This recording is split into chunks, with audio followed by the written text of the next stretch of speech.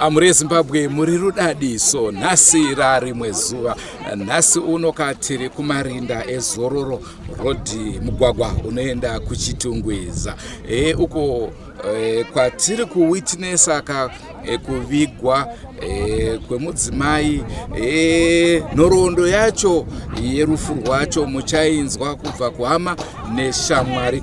Asi chatoda kukuzivisai ndechekuti chechi yanga ichiviga mufi kuti asasangane nehama dzake. Izvo zvaita kuti chechi izonge ichiripiswa mombe dzinokwana kuita 10. Naizvozvo ndicho chirongwa chatoda kukupai. Rangu zita ndinonzi Andrew Neshamba.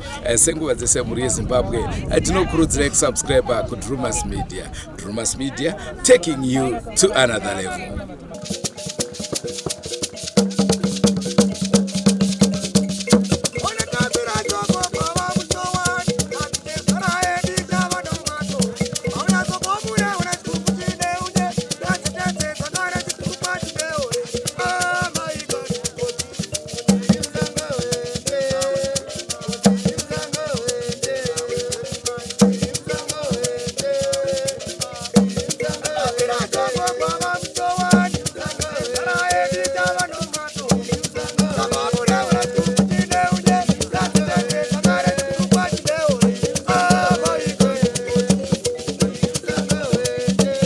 Shoko rakanaka. Right, tikufambira mberi neprogram yedu. Mildred Chinyani akaberekwa kumhuri kwa Chinyani vari pano. Ndokubva arorwawo kwa Chuma ndokubereka vana vake vashanu vatinawo futi pano. Sekuziva kwedu Mildred Chinyani aipindawo zvakare kereke yake inova ndo yatinayo panapa. Vari kutibatsira kudi kuti tiperekedze hama yedu United St. Moses Church. Tasvika panguva inei toda kupa marespects edu kune mufi, topawo matestimonies edu through speeches. Nguva yedu iri limited nekuda kwenzvimbo yatiri tinoshanda netime. Saka pama speeches tichapa mukana kuhama neshamwari dziri pano. Ndoziva kuti munhu wese anenge ane mashoko anenge achida kuti ataure, asi hatikwanise kuti munhu mumwe nemumwe awane mukana wokutaura. Saka tichapa mukana wokutanga kuchurch member anova aibata pamwe chete naMildred Chinyani. Tichasimudzawo vanonzi Mai Romeo kuti vagopawo mashoko maviri matatu maererano nekubata kwavaita naMildred Chinyani vari muchitendero chavo. Tiri pakati penzvimbo inoisa haleluya kuti madzimai Viona vakarwapawo pasara pako iwe uri wakamira ipapo nchiti haleluya. Ivo pavo vatopedza vafamba rwendo rwavo tainamata nawo zvakanaka.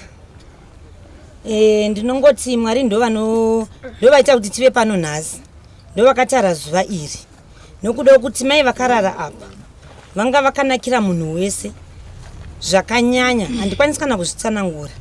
Nyango mukauya kuchechi patinonamata mukabvunza upi neupi, asi Mwari ndovatara zuva ranhasi. Saka tinongoda kunzwa kutenda Mwari ndovazviita, kuti Mwari ndovazviita, ndovanga vaine nguva yavo nchiti haleluya. Asi handisi ndega mutaura achataura.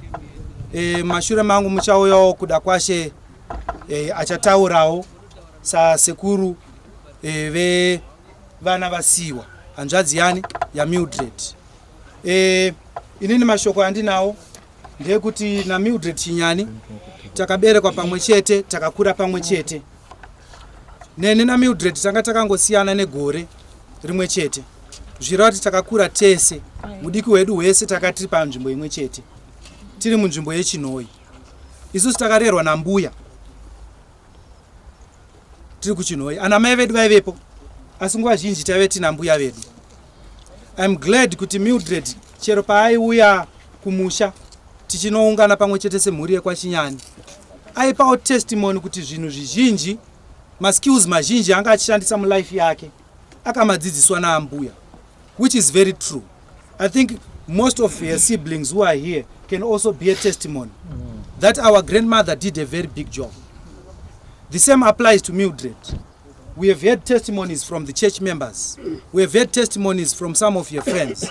Kuti ane skills, certain skills dzanga anadzo dzakaita impart even to her children, even to church members, even to some of the members of the community. Kunova ku farm kwake kwanga ari. She has done so many things in her life. She managed to amass a lot of wealth together with her late husband. Saka Mildred akaitwa widowed in 2011, if I'm not mistaken. But from then up to date, she has managed to raise her kids. Achivaendesa kuchikoro.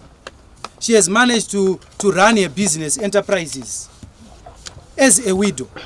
Saka it's something chinotiratidza kuti here lies a great lady. Here lies someone who knew her purpose in life. Vana vake vasara sasekuru venyu, I appeal to you to be united, to work together as siblings, so that the legacy that your mother has left can also live on. Atisura tizonzwa kuti vana vanetsana kana kuti vana vakusplita zvinhu, vana vazoita zvakati, hapana kuwira. No.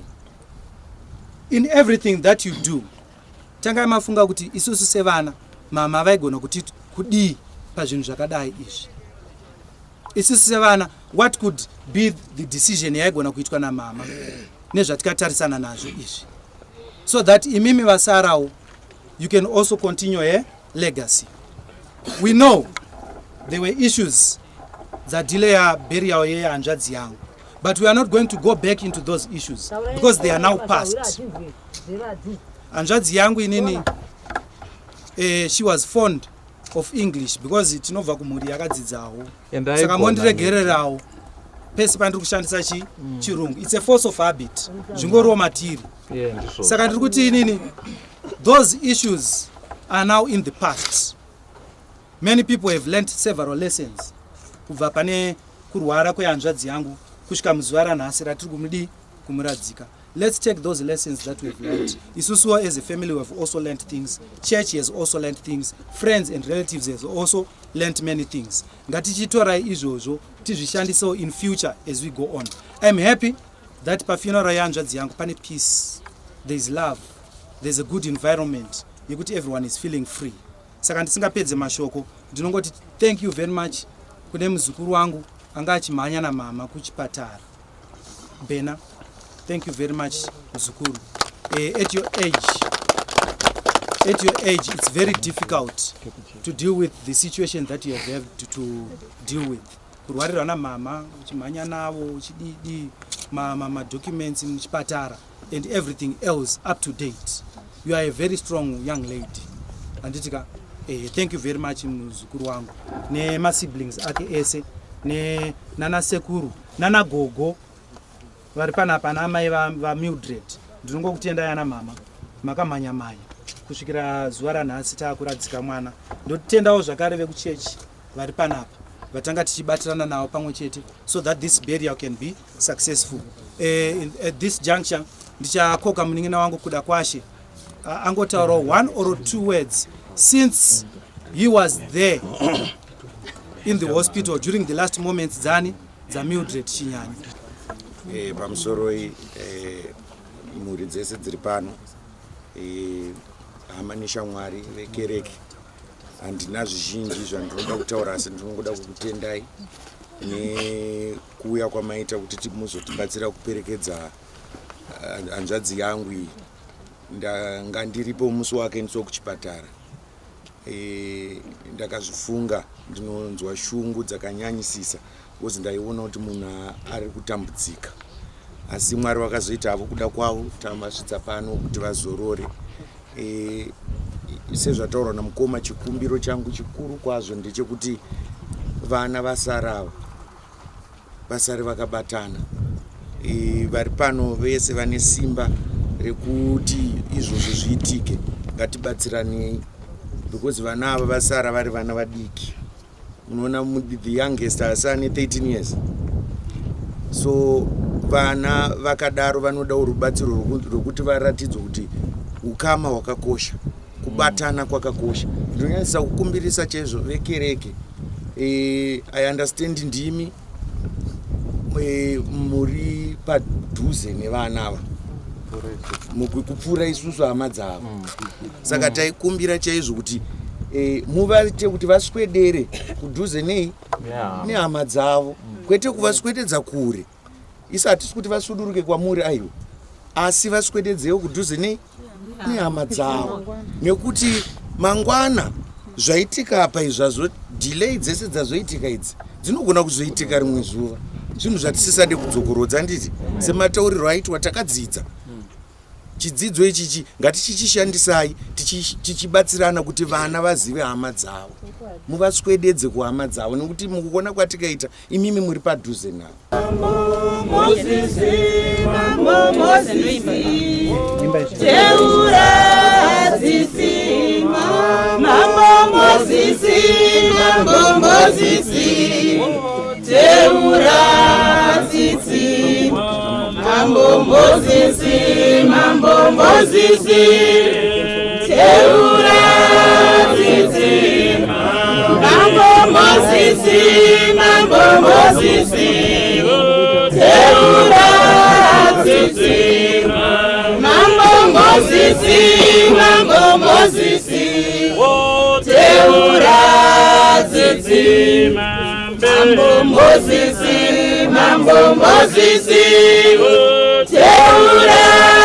Zizi, Mambo Moses, Mambo Moses, Teura Zizi, Mambo Moses, Mambo Moses, Teura Zizi. Ndingati inini namai vangu ava ndinoti handingavati shamwari asi vaimira saamai. Ndakavaziva way back from tertiary, ndopandakatanga kuvaziva tiri paponi. Ndivo vakazotanga kuti ndizive chinonzi chinamato, saka vakandidzidzisa zvinhu zvakawanda zvokuti zuva ringatopera ndichizvitaura. Asi chikuru chandinoda kungotenda Mwari ndechekuti vakandidzidzisa kuti kune kunoenda tinofanira kuti tinamate, kuti nenguva yekupedzesera uzonosangana namambo Jesu. Ungafara uri pano pasi asi usakanganwa kunamata. Saka ndo zvinhu zvavakandidzidzisa zvikuru kuti hatikangani kunamata, chero mune zvese zvatinoita ngatinamatei. Saka ndo chipo chavakandisirawo chekuti chero zvooma sei hatirasi mbereko nekufirwa, tinoramba tichinamata. Ndinongoti neiwaya. Tichiendera mberi nemaspeech edu, ndichakokawo muroora waMildred Chinyani anova mukadzi waElton Chinyani kuti vauyewo vatipewo mashoko maererano natete vavo vatisiya. Pamusoro vechechi, pamusoro veukama, pamusoro hama neshamwari. Ini ndoda kungoti tete fambai murugare. Vakaita zvizhinji kwazvo hatigoni kuzvitsanangura. Ndigoti kuvazukuru vangu, musatendere Satani kuti apinde mukati menyu. Batanai. Amen. Zvamungori muri 5 kudaro batanai. Pamusoro ana baba, vana mai, vana sisi, hanzvadzi dzangu, vana sekuru vechechi, miji yanga ari munin'ina wavo. Tarasikirwa zvikuru. Tarasikirwa zvokuti hatikwanisi kuzvitsanangura. Ndinongoda kutenda hangu vana vake nekuti ndo vakabata urwere hwamai vavo.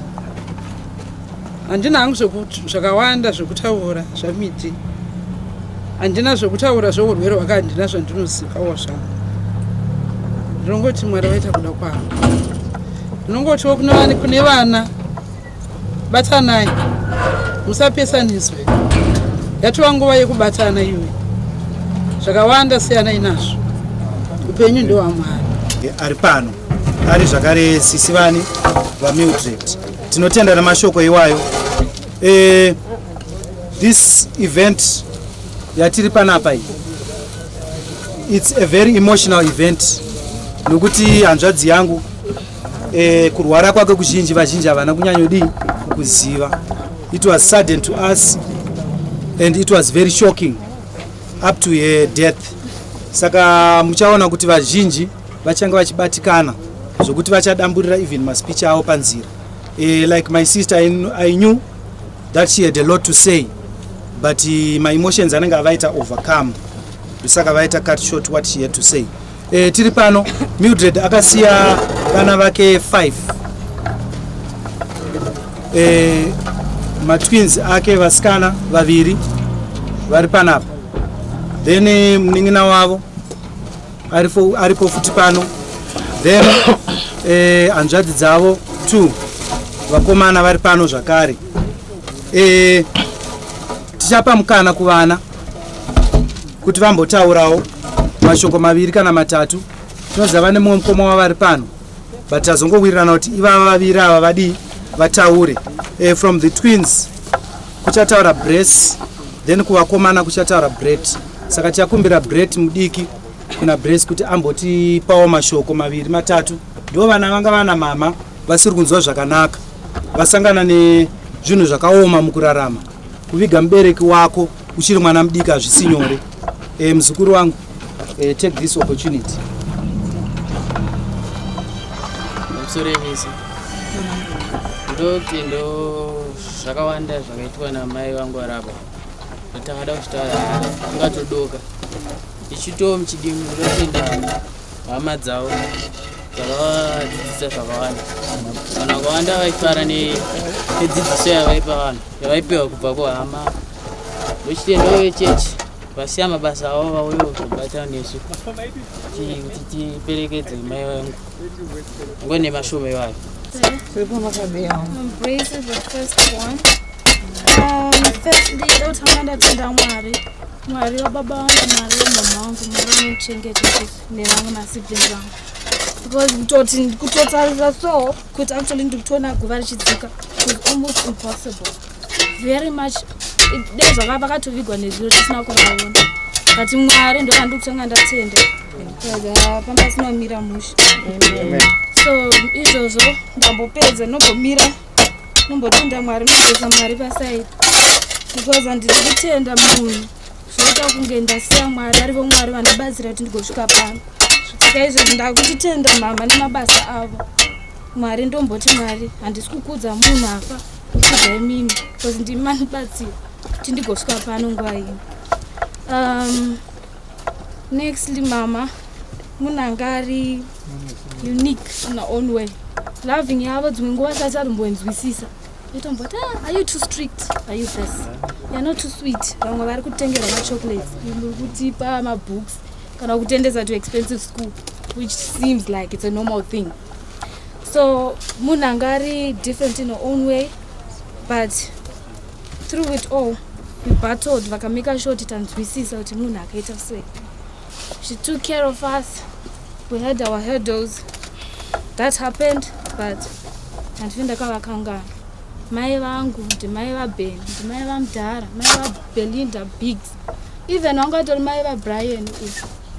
I grew up thinking he's her own first child. Zvazvo ndakazoziva nenguva. So rudo rwakadaro is not something that is normal, or kuti mukadzi anogona kungotambira mwana wekumwe kumba, but vakazviita. Vakatadze zvimwe, but rudo irworwo rwekuva a mother, at least havana kuita madecisions, havana kuti discriminate. We did not feel that, and I'm grateful for that. So handingapedza hangu nguva yevamwe, but I felt I just had to say zvinhu zvanga zvasiyiwa. Then izvo zvindotenda kuti unity, even evil panguva revapenyu hatina kugara takasangana tese kudai kuti vana Chuma, vana Chinyani vechechi, never happened. Nasawiri hatina kubvira zvakaitika, but now zvimwe pamwe vaisazviita notanga vasinganzwisisi. Munhu unoremerwa ukadainzwa ukabayiwa unoti munhu hanchade umuona, nava vanorwadziwa ukanganisa, it's a mistake. But izvezvi in a time of death varamba vakati no, Mwari ndakatadza nekusaziya, let me now accept my mistakes. Ndoteka vanhu vese ngavachiuya vaungane, handiziva anga ari wrong ndiani, but inini paguva rangu ndoti pasave nethat dispute yekuti takapesana kana kuti ivo panga varipo vanga vasingade kuti tidai. Saka vazvisunungura tosara mumwoyo medu isusu kuti zvisunungurewo tiaccept kuti nguva iyoyi munhu azvimiririre. Individually tanisingade kubatana at all. Individually tanichiti avo vechekadaita zvavo, vehama vari kushingirirawo kuti zvavo, vekukwana Chuma havasitoziva. It's been zvinhu zvanga zviri hapuzzle, but ashingirira mufu ashingirira. ndingambodzike pasi apa ndichirara zvinhu zvisina kubata. Saka ngatimutende neizvozvo. Isu sacho ngatizviimburesei. I know izvozvo muchiri makagara muhwana kuti tapedza tichazonogara. But ngatingove that sense of relaxation kuti the person atiri kumiririra watiri kutoya kudefenda individually haana basa nazvo. Ari kuda tese tingobatana and call it a day. Ndotenda vekachuma. I'm sorry kana wanga wasina kudzwa. Ndotenda vekachinyani vanzwisisawo vakatitambira mumba mavo vakatichengeta. Chero zvinhu zvangu zvisiri nice. They didn't treat us anyhow. They treated us with so much love. Tagarako ever since nyaya itanga. And hatuna chatashota tutonakidzwa nekulocation.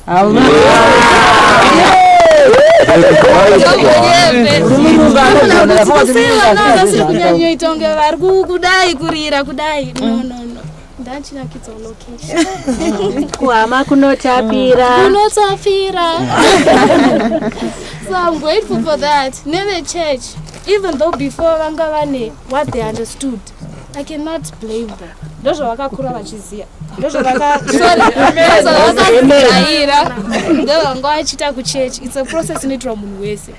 Saka semunhu mukuru munokwanisa kukonfusika kuti kana ari anositudzwa kuti todai asi ipo tinoita sei.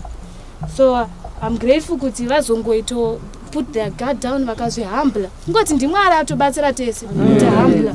Because no one. So anyway, ndotenda nekachuma, nekachinyani, nekuchechi, nema outside friends Sawira. Now my siblings, Mukoma, Brian, I've always known you as my older brother. I will not stop. Sister Belinda, you're my twin forever. Twinsies. Bernadette, you always be my little sister. You will always be my little sister no matter what. And the good friend akakubatira kuti mwana anodzidza. Mudhara. Always titori maji. We are good.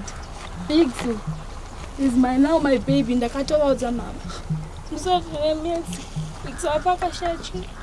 Ndiripo inini. So, ndangotenda nenguva iyoyo. Thank you. Ataura mulungu bhiga ngakavhara zvake kumeso asingade kuonana sisi. Pamusoro ishamwari dzamiri. Ini ndichitaura nhasi ndine kurwadziwa kwakaitikawo panyama pangu nepamwoyo. Zviye zvekuti saamai unenge uchitarisira kuti uchaona mwana wako achirwara achitaura kusvikira azoenda. Asi rufu urwu ndakarunzwa kwasara mazuva maviri kuti ashaya. Zuva randasvika ndiro zuva raashaya. Tisvika pabhedhi haachataura, atongoita hake semunhu ari mukoma. Saka izvozvo ndozvinoita sei zviri kundibata-bata. Asi pane chimwewo chazonditi nyevenusei mwoyo wangu chekuti Midzi azokwanisa kuviga nehama dzake. And vanhu vazorealiza kuti munhu wega wega akaberekwa naamai. Munhu wega wega ana amai vake. Munhu ane kwaakabva. Munhu wega wega akaberekwa namai nababa. Saka inini ndiri kufara kuti vese ava vandakatarisana navavo ihama dzaMildred dzanga dzashaya mukana wokuya kuzoviga umwe wavo, asi nhasi vawana mukana iwoyo.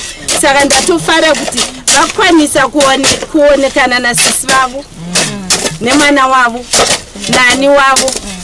Saka ndozvimwe zvinhu zvazongondiita kuti mwoyo wangu unyevenuke kuti Mildred azoonekana nehama dzake neshamwari dzake. Ndichitaurazve ndinoti kana paina anyone ari kudifaidha vana, hana yake ngaivone. Mataurira andiri kuita izvozvo, hana yake ngaivone. Tinoda unity. Tinoda kuti vana ava vabatane. Tinoda kuti vana ava vazive kuti vane hama dzababa vavo, vane hama dzamai vavo. Tinoda kuti vana ivavo varambe vachinamata. Kana uri munhu chaiye wakadhikaidza vana, chero uchinamata kwandiri ndinoti haunamati. Kunamata rudo. Kunamata kunofanira kubuilda unit. Sezvatazoita zvinezvi, tanga tine madifferences edu, asi tazotaurirana, takasvika pakuwirirana. Saka inini ndinoti saamai vaMildred, ndinoti ngatirambe takabatana. Vana ava ngavapiwe dzidziso inokwana. Vana ava ngavarambe vachienda kuchechi, vachinamata, vave vana vanotya Mwari, vave vana vanotevera zvinodiwa nemunhu anonamata. Kuhamawo dzaMildred, ndakakumirirai saamai vake. Ndinoti zvangu Mildred, zorora murugare, mwoyo yedu yasununguka, chero zvedu tichichema. Hatina zvekunyatsowana nguva yekuti ticheme mwana wedu. Taifanira kuchema mwana wedu semhuri kumba kwake, asi hatina kuwana that chance. Nanhasi hama dziri kungochema kuti hatira. Saka maona vanga vachiimba mukombi, vanga vachiedza kubvisa kurwadziwa kuri pamwoyo pavo, kuti havana kukwanisa kuchema mumwe wavo. Mildred anga ari munhu wekuti takaita mafunctions kumusha, aifarira zvemaphotos. Pese paitwa aitora vanin'ina vake otanga kutora maphotos nemasahwira. Asi ndinoti chido chake chazadziswa kupala. Vanin'ina vake vaita zvaanga achifarira, vakatorana maphotos. Saka inini ndiri munhu anotaura, and kana ndatanga kutaura handinyarari. Saka ndingapedze nguva yevanhu, ndinotendanga. Pamusoro yanzvadzi dzamwana mbuya nesu ari pano, inandira mashoko akawanda kutaura, bhozi mazhinji acho ataurwa nemunyina wangu. Asi andokuudza ndechenyaya yerudo. Ngatibatanidze vana, vana ngavari vekupesana.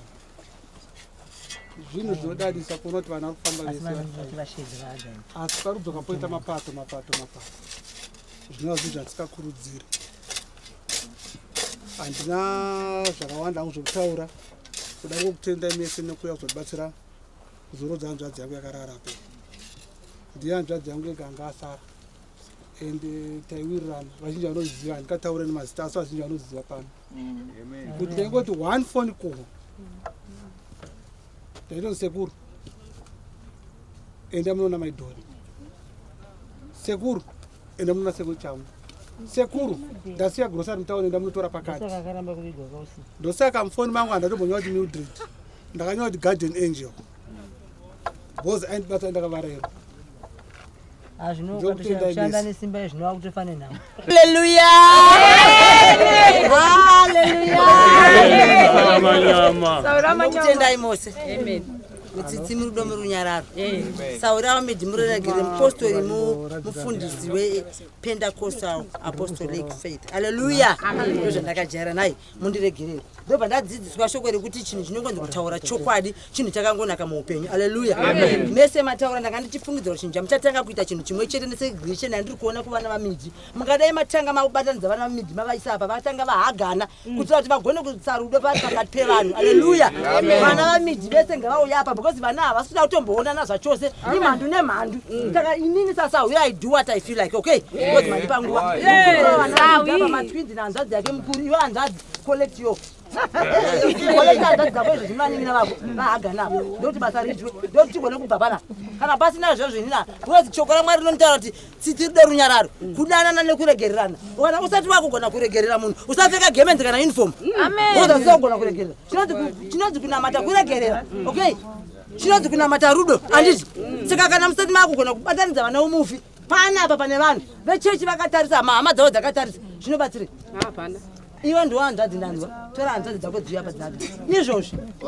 I think ndoti tigone kuenderera mberi. Wana hapo iko zvino, hanzi pane zvaanotumwa anotora. Ndiani aenda ku? Wari mutwini haana basa zvake. Haana basa.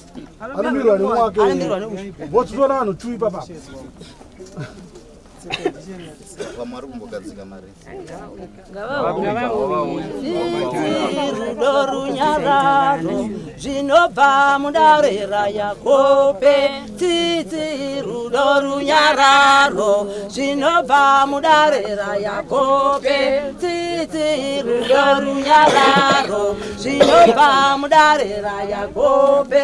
Zvinobva mundarera Yakobe. Zvinobva mundarera Yakobe. Zvinobva mundarera Yakobe. Zvinobva mundarera Yakobe. Tsetse rudo runyararo zvinobva mundarera Yakobe. Tsitsi rudo runyararo zvinobva mundarera Yakobe.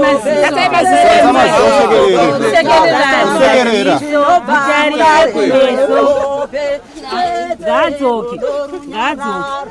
Zvinobva mundarera Yakobe. Tsetse rudo runyararo zvinobva mundarera Yakobe. Tsetse rudo runyararo zvinobva mundarera Yakobe. Zvinobva mundarera Yakobe. Zvinobva mundarera Yakobe. Zvinobva mundarera Yakobe. Zvinobva mundarera Yakobe. Tsetse rudo runyararo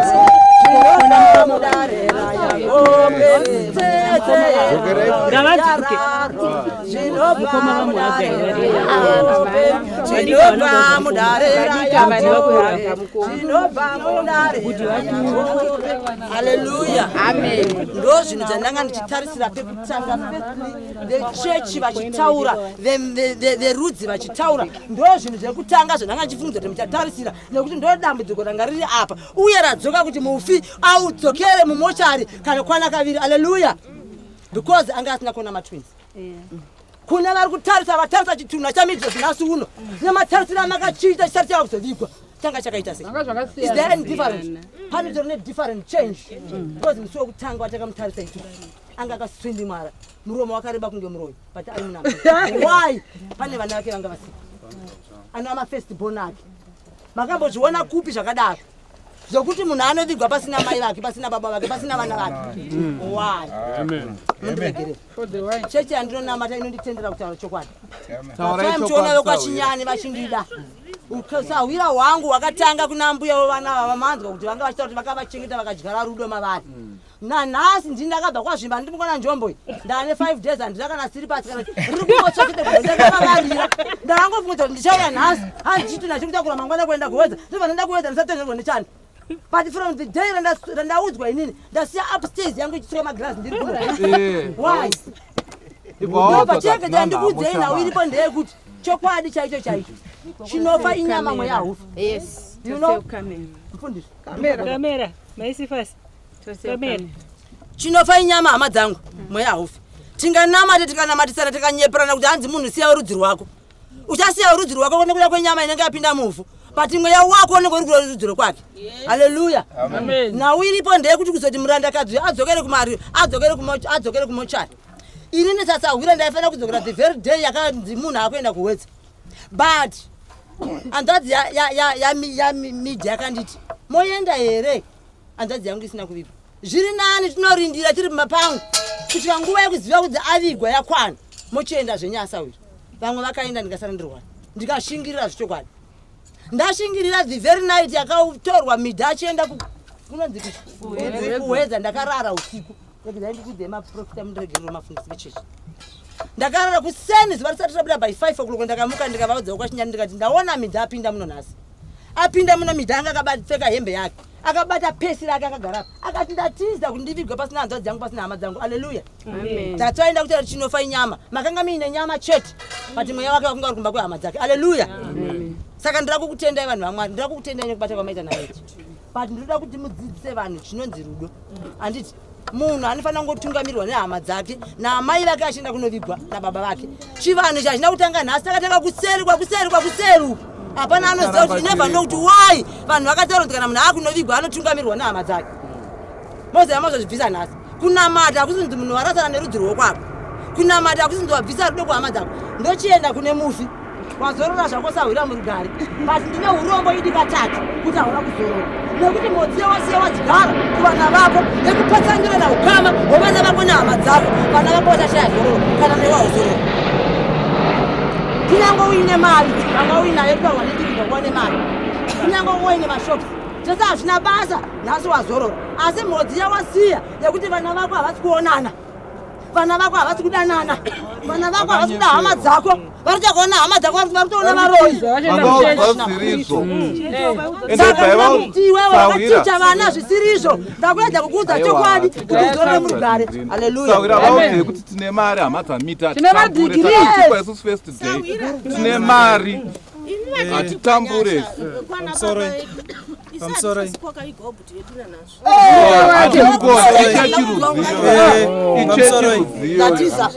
Sorry. Mazita yenyu sawira nemashoko enyu ekuvaka handiti kana pane dzimwe nyaya tinozotaura hedu tapedza kudi vanojairira vanhu right. Sawira akangana kutaura kuti klani yekumusha kwavo yese vese vakadzi kumusha kwavo vakaroorwa vakatengerwa zvokupfeka namiti takasaritekerwa mazambia nematenesi nematisheti akadhindwa ndiresipisi zvinotinaapfeka tikasvika kupi navedu ndobhasi atachawira kana kukanzwa nzi ndafa chero ndikafira kuengland uye uzondichema nanhasi ndiri pano asi midhi ndanyimwa mari kana sendi chikwama chazvina kana zvakwana right. Sekutanga kwataita tatanga tichitungamirirwa nekereke yedu kereke yakanaka saka pari zvino tichadzoserawo zvakare tichadzoserawo nguva kuna mufundisi vagotipawo minamato nemashoko ekupedzisera. Tinokutendai Mwari Baba, Mwanakomana naMweya Mutsvene nebasa rakanaka ramatanga tichipedza Baba tinodzoka kwamuri Ishe wamasimba wose kuti Baba wangu na Ishe wangu taakubva pano chifambai nesu vari kuenda kumatimana ose pasi vachengetwe mumugwagwa Baba saona njodzi dzigotukwa nekuparadzwa mugokomborera nekuropafadza nyika yedu tadana rugare chengetai vana chengetai hama maita yenyu Baba kubva zvino zimara kumagumo upenyu. Amen. Ndofunga manzwa zvataurwa tonga itinzwe kwenyari ko here machechi akadaro handina zvokutaura zvakawandisa asi kuti ngoda kuti muone kuti kudzidza akuperi zvezvo zvatinoti kumachechi ndiko kwatinowana zororo dzimwe nguva kumachechi kwacho ndiko kunototangira maproblems akawanda. Rangu zita ndinonzi Andrew Ndeshamba senguva dzese muri yeZimbabwe tinokurudzirai kusubscribe kuDrumas Media. Drumas Media taking you to another level. Goodbye my friends. Goodbye my friends. Wakamboonana tichazoonana nerimwe zuva hama dzangu. Goodbye my friends. Goodbye my friends. Wakamboonana tichazoonana nerimwe zuva hama dzangu. Ini ndokuenda kubasa kwangu. Iwe makiwe mkaranga.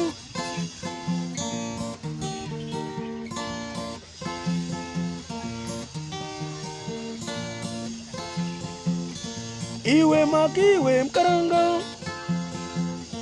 Iwe makiwe mkaranga.